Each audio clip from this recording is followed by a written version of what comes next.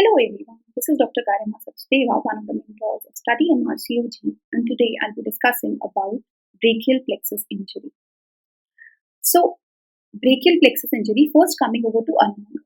Ulnar nerve originates from C8T1. It supplies medial 1.5 fingers. It gives its supply to the interossei and the lumbricals of the medial fingers, and since they are affected, it results in claw hand. So the basic functions of these intrinsic muscle is extension at the metacarpophalangeal joint and flexion at interphalangeal joint. If it is not acting, it causes flexion at the metacarpophalangeal joint and uh, flexion and extension at the interphalangeal joint. And this is called as the partial claw hand.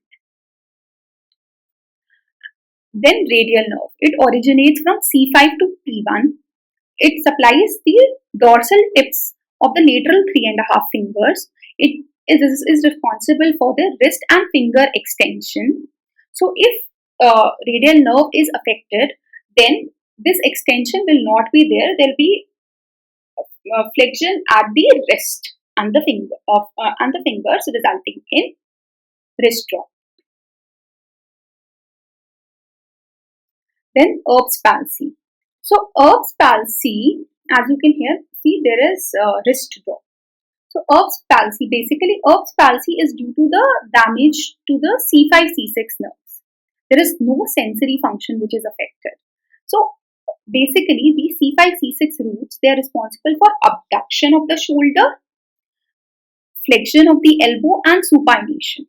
So if this function is not occurring, then the shoulder is abducted, arm is extended, forearm is pronated and wrist is flexed. So this is also known as Bater's tip.